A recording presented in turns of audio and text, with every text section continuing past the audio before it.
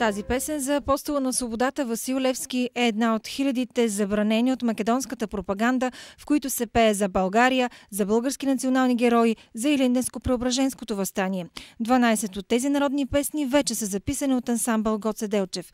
Те са взети от книгата на Коста Църнушанов, известен българин от Прилеп, фолклорист и историк. Той е събрал 1200 песни, изпети от македонските българи, които е записал в сборника с текст и ноти. Разкажи ни как се роди идеята за тези прекрасни български народни песни, които са забранени в Македония. Аз от по-дълго време имах на идея да се запишат тия редки песни. В смисъл, още в момента, когато получих тази книга от Коста Църнушанов, това е една много ценна книга, дето бай Коста е събрал 1200 песни в нотен запис и текст. Обаче миналата година с учредяването на гражданския комитет Български и македонски БМОРК 2013 Илинден Преображение всъщност и благодарение на даренията, които получихме от българския народ, всъщност се даде възможност и да реализираме този проект. За тази цел от книгата на Коста Църнушанов избрахме 24 песни родолюбиви, комицки от Македония и започнахме с реализация на този проект.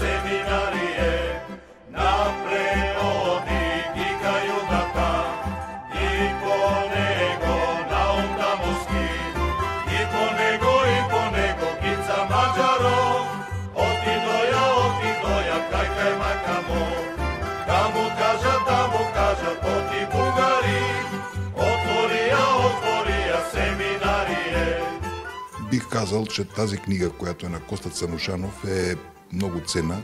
Тя е на нивото, може би, на сбирките, които са правени от братя Миладинови, Кузман Шапкарев и Марко Цепенков. И смисъл, точно тази книга ни дава възможност да не забравим много ценни личности и песни за ценни личности, революционери от Македония. И всъщност това ни даде възможности да реализираме този проект автентично и по начин, както всъщност и народа ги е изпял. Защото Коста Църнушанов е много внимавал на диалектните форми, зависимо от това, откъдето произлиза всяка една от песните. В смисъл, не знам, ако произлиза от миячията, тогава ползва миячки говор, или ако произлиза от кичевски говор и така нататък. В смисъл и ние настоявахме всъщност песните, когато ги записваме, да са в сировия и изворния вид. Речеме, много изобщо не ползвахме никакви обработки. Всъщност направихме ги по начин, както ги е записал Коста Църнушанов и както народа ги е изпял.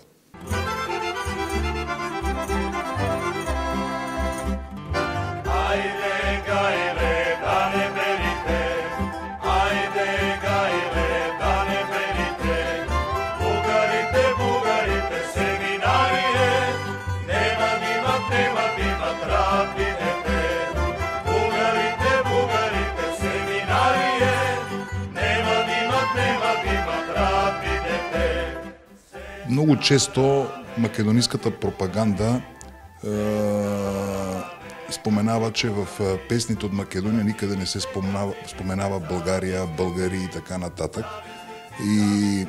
Но всъщност голяма част от песните, които сега записваме, говорят съвсем обратното. Тя се спомене, че всъщност този сборник, който ползваме ние в момента, самия бай Коста започва още 1924 година.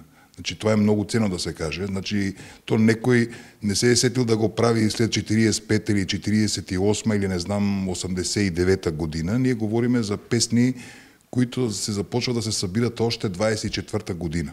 Голяма част от песните, които са тук, са всъщност песните от сборника на братя Миладинови. Това е много ценно. В самия предговор братя Миладинови съжаляват, че нямат възможност да ги запишат песните в нотен запис, тъй като те не са музикално грамотни. Обаче ние сега голяма част от песните, които са от сборника на брата Миладинови, тук ги намираме в нотен запис и те са отбележани от самия Цанушанов. Голяма част от песните, да речеме, имат си образложение на самия край на книгата, дето, примерно, голяма част от песните са излизани много по-рано. Примерно, песента за Мицко войвода, дето много често се споменава българска пушка, българска сабя. Примерно, за първи път е записана 1905 година в Македонски преглед. Така че коментарите от типа, че сега ето в България някой се е сетил и фалшифицира песни, не държа, защото ние за всеки една от песните имаме доказателство и източник, откъде ги намираме тия песни.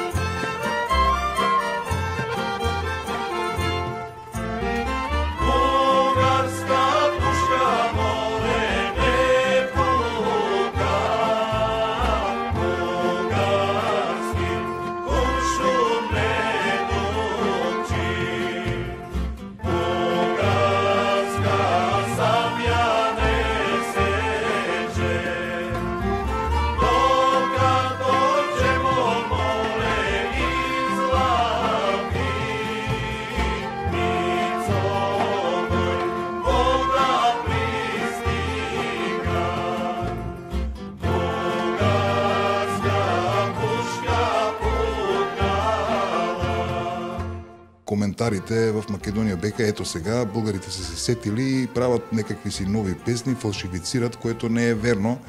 Даже и за песента за Васил Левски, която е може би една от толкова уникална песен, изворна песен говорим. Да, в България има няколко песни за Васил Левски, но те са новосъздадени песни. Ние говорим за една песен, която е изворна песен. Да, съжаляваме, че толкова късно тия песни, които са записани от народа, в момента ги реализираме, но все пак ги реализираме. Ние имаме източник за тия песни, знаеме от кой са изпяти, книгите говорят за това. Така че целта точно на този диск е да покажем, че по това време нямало никакви разлики и всъщност е съществувала една солидарност и единство на българите в примерно тогавашна свободна България и несвободните части български земи, както е Македония.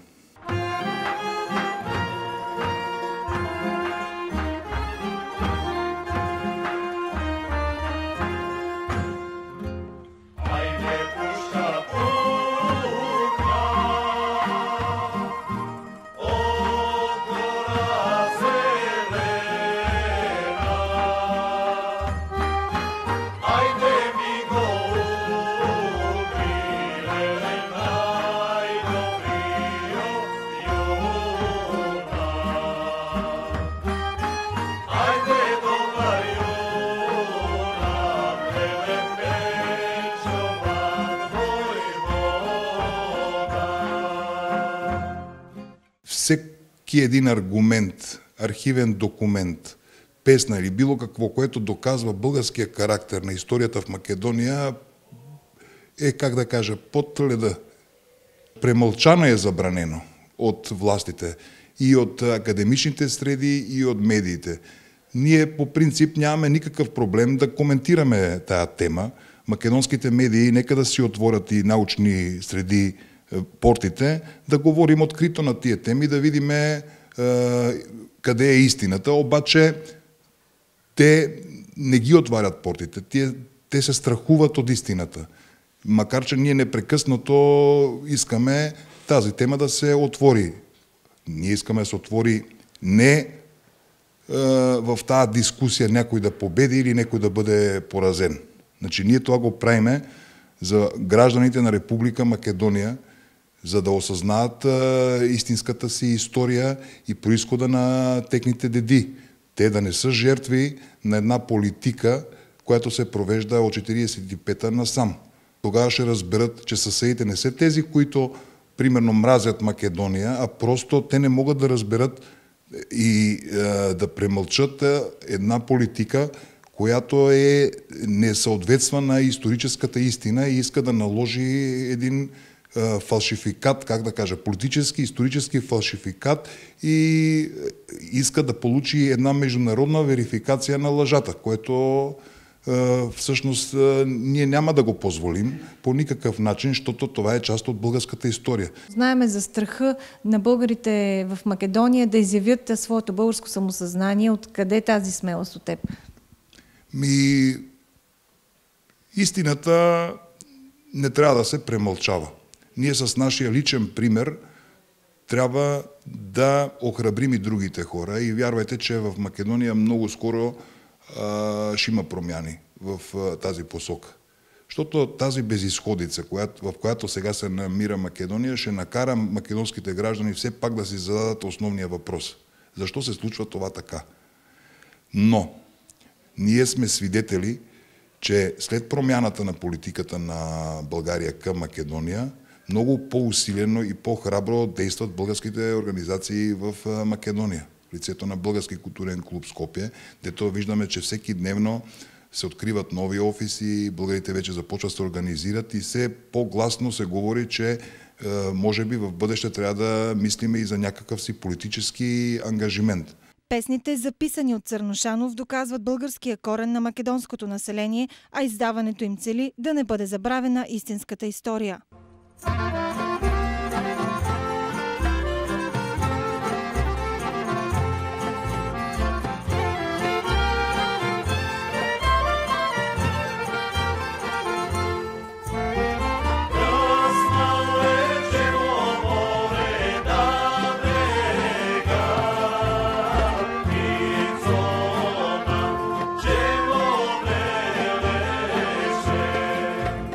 Може ли тези песни, техния текст, музиката, всичко това да докосне сърцата на българите в Македония и да им помогне в тяхното осъзнаване на техните корени? Разбира се, това е само една малка част, разбира се. Ценното е, че ние искаме нещо, което е изконно, вековно, все пак да остане незабравено. А то е единствен начин. И трябва да се продължава в този дух. Тук има не само патриотични песни, тук има много различни любовни песни, където, не знам, се пее за хубавата бугарка в Охрид или не знам, подобни песни. Разбира се, че това е една част от една по-комплексна борба в Македония. Мисля, че в бъдеще трябва да се работи на освояване на медийното пространство, където македонските граждани трябва да разберат и за другите виждания за бъдещето на Македония. Идеите, които пласират и вижданията за бъдещето на Македония, за сега от македонските българи, са под, как да кажа, непрекъсната блокада от македонските медии, макар че с обвинение, че македонските българи са били, не знам, предатели, мислят лошото на Македония. Ние смятаме, че е всъщност обратното. Че всъщност тези, които са най-големите патриоти македонски, са македонските българи, защото те са го доказали вековно. Македония няма бъдеще, ако не си разреши основния си проблем. А това е да си осъзнае истински миналото. Това е основният проблем. Тя Македония, без да си осъзнае миналото, наистина не може да си намери бъдеще. Това е повече от очигледно.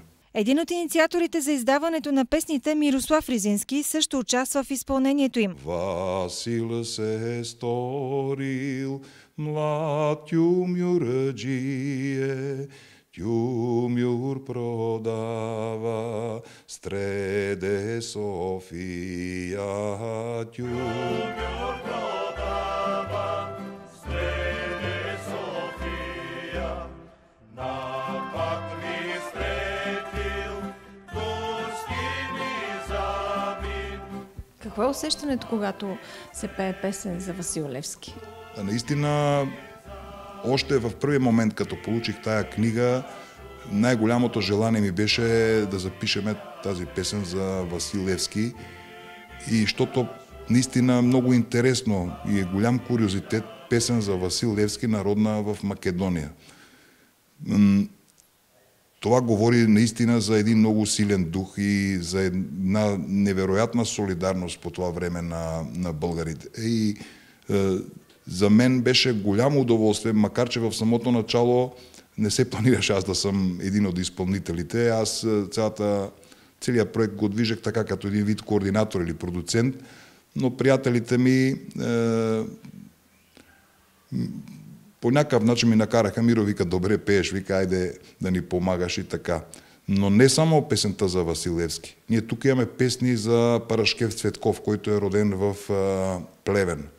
Ние тук имаме песен за Тома Давидов. Ние във втория ден ще запишем песен за Капетан Бардаров, който е роден в Шумен. Интересно. Нека да си зададат въпрос в Македония, защо в Македония се пеят песни за българи от България. Нека да видиме колко песни в Македония са изпяни за, не знам, за някакви сърби, да речем, или за гърци. А винаги се пее нещо за България, или не знам, за София, или български пушки, или България да се гордеи. Интересно, точно това е целта. Значи, все пак този диск го издаваме не само за Македония, той и в България трябва да се повдигне малко духа, защото аз предполагам, че много малко хора знаят, че всъщност в Македония се пеят такива песни, които, да речеме, в България не се пеят. Те може би в Плевен знаят много добре за Парашкев Цветков, но не знаят, че примерно в Битълския окръг по това време са изпяни за него 3 или 4 песни, защото той е бил любимец там. По това време най-любимата личност в Битълския окръг е бил един Парашкев Цветков, невероятна личност. Той даже е завършил консерватория музикална на Сорбона. Може да си помислите, става войвода.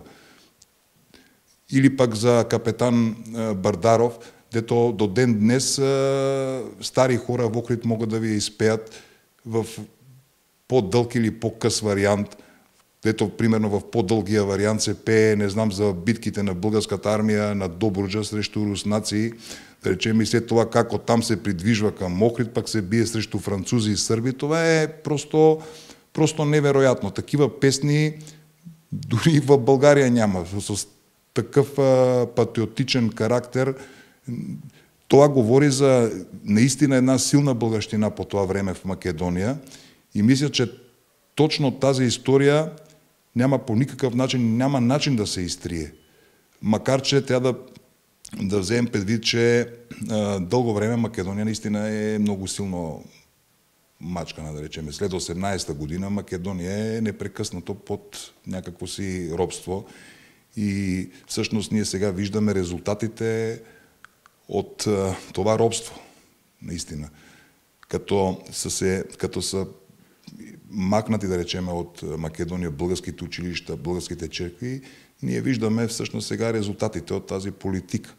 Но повече от сигурно е, че българщината в Македония ще се възроди. Това е повече от сигурно. Това съм сигурен. То Македония винаги и в най-трудните ситуации отново се възкръсва. Аз съм повече от сигурен. Имаме ние много хора в Македония, които българи с ясно изразено самочувствие, но по принцип чакат да се възроди една силна организация, която да ги поведе. И очакват и България да застане за тази организация. И в този момент аз съм повече от сигурен, че ще се радваме на истински резултати. Македония съм сигурен, че ще възкръсне.